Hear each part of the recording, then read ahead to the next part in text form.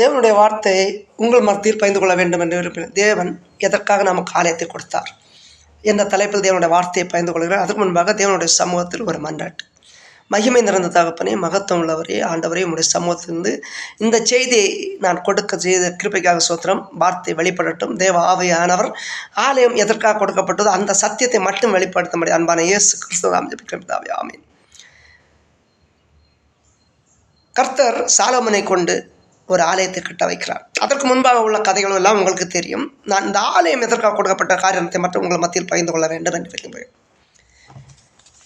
தேவனாய கர்த்தர் சாலோமன் நிமித்தமாக கட்டப்பட்ட ஆலயம் இப்பொழுது கட்டி பிரதிஷ்டை பண்ணப்பட்டிருக்கிறது. அதன் பின்பாக சாலோமன் தேவனுடைய சமூகத்தில் சில விண்ணப்பங்களையும் மன்றாட்டுகளையும் வைக்கிறான். முதலாவது அவன் என்ன சொல்கிறான் என்றால், தேவனுடைய சமூகத்தில் இந்த ஆலயத்தில் வருகிற ஜனங்கள் தங்கள் முழு இருதயத்தோடு உமக்கு முன்பாக நடக்கிற உமது அடியாருக்கு, தங்கள் முழு இருதயத்தோடும் உமக்கு முன்பாக நடக்கிற அடியாருக்கு உடன்படிக்கையையும் கிருபையும் காத்து வழி நடத்தி வருகிறேன். அப்படிப்பட்ட உண்மையான பிள்ளைகளுக்கு நீர் கிருபையும் கொடுத்து உடன்படிக்கை கொடுத்து அவர்களை காத்து வழிங்க. அது மட்டுமல்ல அவன் ஒரு காரியத்தை சொல்லுகிறான். இந்த ஆலயம் தேவன் கர்த்தர் வாசம் பண்ண குடும்பம். தேவன் மெய்யாகவே பூமியில் வாசம் பண்ணுவாரோ, இதோ வானங்களும் வானாதி வானங்களும் உம்மை கொள்ளாதே, நான் கட்டின ஆலயம் மாத்திரம் என்று கொடுத்த ஆலயத்தை குறித்து சொல்கிறார். ஆனால் இந்த ஆலயம் எதற்காக நமக்கு கொடுக்கப்பட்டது? வேதாகமம் சொல்லுகிறது, உங்கள் சரீரமாகிய ஆலயம் என்று தன்னுடைய ஆலயத்தை கொடுத்து நம்முடைய சரீரத்தை சொல்கிறார். நம்முடைய சரீரம் தான் அவருடைய ஆலயம். அப்படி இருக்கிற பொழுது இந்த ஆலயம் எது? இஸ்ரவேல் ஜனங்கள் 40 ஆண்டு காலம் வனாந்தரத்தில் அலைந்து திரிந்தார்கள். அவர்கள் அந்த 6 நாட்களும் பலதரப்பட்ட சூழ்நிலையில் இருப்பார்கள். மன்றாடுவதற்கும் நேரமில்லை. அது மட்டுமல்ல, அவர்கள் ஒருமுகப்படக்கூட சூழ்நிலை இல்லாமல் போனது. அப்படிப்பட்ட சூழ்நிலையில் ஒருமுகப்பட்டு ஒரு இடத்தில் கூடி அவர்களை ஆசரிக்க வேண்டும், ஆராதனை செய்ய வேண்டும் என்று தேவன் விரும்பினார். அதனால் இந்த ஆலயம் சாலோமன் மூலமாக கொடுக்கப்படுகிறது. இந்த சாலோமன் இந்த ஆலயத்தை கட்டிவிட்டு அந்த ஆலயம் எதற்காக, எப்படி தேவனுடைய சமூகத்தில் அதை பயன்படுத்த வேண்டும் என்று சில காரியங்களை சொல்லுகிறான். அவன் சொல்லுகிறான், சில விண்ணப்பங்களை தேவனுடைய சமூகத்தில் சொல்லுகிறான். எப்படி என்றால், தகப்பனே, வானாதி வானங்களும் உம்மை கொள்ளாதே, நான் கட்டின ஆலயம் மாத்திரம். ஆனாலும் நீர் பரலோகத்திலிருந்து நாங்கள் செய்கிற விண்ணப்பங்களும் எங்கள் மன்றாட்டையும் கேட்டு நீர் எங்களுக்கு பதில் தருவீரா என்று சொல்லுகிறார். அவனுடைய மன்றாட்டு என்ன, அவன் ஆலயத்தில் செய்ய வேண்டிய காரியங்கள் என்ன என்று இங்கே உணர்த்துகிறான். முதலாவது அவன் சொல்லுகிறான், நானும் இந்த இஸ்ரவேல் ஜனங்களும் உம்முடைய சமூகத்தில் வைக்கிற விண்ணப்பத்தையும் மன்றாட்டையும் கேட்டு எங்கள் பதில் தருவீரா என்று சொல்லுகிறான். அடுத்தபடியாக, நாங்கள் எங்களுடைய அயலானுக்கு செய்கிற தீங்குகள் நிமித்தமாக நாங்கள் மனஸ்தாபப்பட்டு இந்த இடத்தில் வந்து நாங்கள் மன்னிப்பு கேட்கும்போது நீர் மன்னித்து ஏற்றுக்கொள்கிறா என்று சொல்கிறார். அடுத்தபடியாக, உமக்கு விரோதமான பாவங்கள் நாங்கள் செய்தோம் என்றால் மன்னித்து மனதுருகி மன்னித்து உம்முடைய சமூகத்தில் நாங்கள் மன்னிப்பு கேட்கும்போது நீர் மன்னிப்பிரா என்று கேட்கிறார். இஸ்ரவேல் ஜனங்கள் தன்னுடைய அயலானுக்கும் தன்னுடைய வீட்டு வேலைக்காரர்களுக்கும் செய்கிற தீங்கை நினைத்து மனஸ்தாபப்பட்டு உம்முடைய சமூகத்தில் வந்து மன்றாட்டை செய்கிற பொழுது மன்னிப்பிரா என்று கேட்கிறான். அது மட்டுமல்ல, உம்மை அறியாத புற ஜாதிகள் உம்முடைய நாமத்தை அறிந்து உம்முடைய மகிமையை உணர்ந்து அவர்கள் உம்முடைய ஆலயத்துக்கு நேராக விண்ணப்பம் பண்ணும்போது அந்த விண்ணப்பத்தை கட்டு பதில் செய்வீரான்னு சொல்கிறார். ஆலயம் எதற்காக?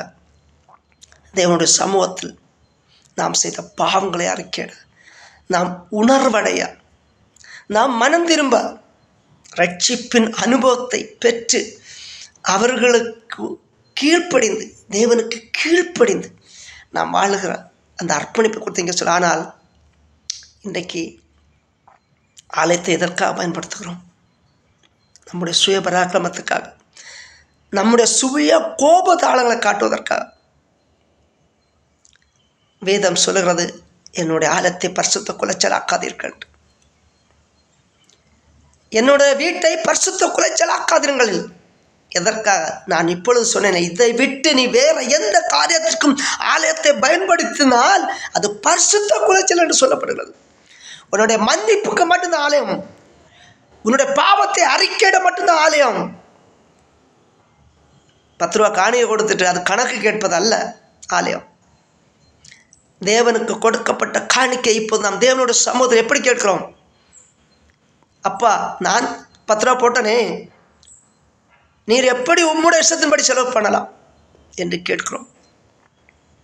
காணிக்கை கொடுத்து விட்டு காணிக்கை கேட்பதற்கல்ல உன்னுடைய ஆலயம். ஆராதனை நேரத்தில் பரிசுத்த குலைச்சல் செய்கிற இருதயம் அல்ல, இருதயத்தை கொடுத்து செய்வதல்ல ஆலயம். பரிசுத்த குலைச்சல் என்றால் ஆராதனைக்கு இடைஞ்சலாக எது செய்தாலும் அது தேவனுக்கு உரிய காரியம் அல்ல. தேவனுடைய சமூகத்தின் பாவத்தை மட்டும் அறிக்கையிட இருக்க வேண்டும். இதற்குத்தான் ஆலயம். அதை விட்டு சண்டை பிடிப்பதற்கு, சச்சரவு பண்ணுவதற்கும், நம்முடைய சுய பராக்கிரமத்தை காட்டுவதற்கும் அல்ல ஆலயம். அநேக ஆலயங்கள் சாலோமன் தேவனுடைய ஆலயத்தை கட்டிவிட்டு இந்த ஆலயம் எதற்கு என்று அநேக காரியங்களை அங்கே வைத்து போகிறான். நாம் எதை செய்கிறோம்? அதை செய்கிறோமா?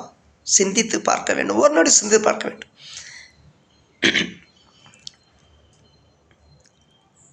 ஆசாரியத்துவம், ஆசாரியனின் பங்கு என்ன என்று அறியாதபடி நாம் ஆலயத்தை ஆசாரியனை குறை சொல்லி கொண்டிருக்கிறோம். வேதம் சொல்லுகிறது, பலிபீடத்தில் படைக்கப்பட்ட காணிக்கை அனைத்தையும் அவனுக்கு பயன்படுத்த உரிமை உண்டு. இன்றைக்கு அவனுக்கு காணிக்கை கொடுப்பது நாம் முடிவு செய்கிறோம்.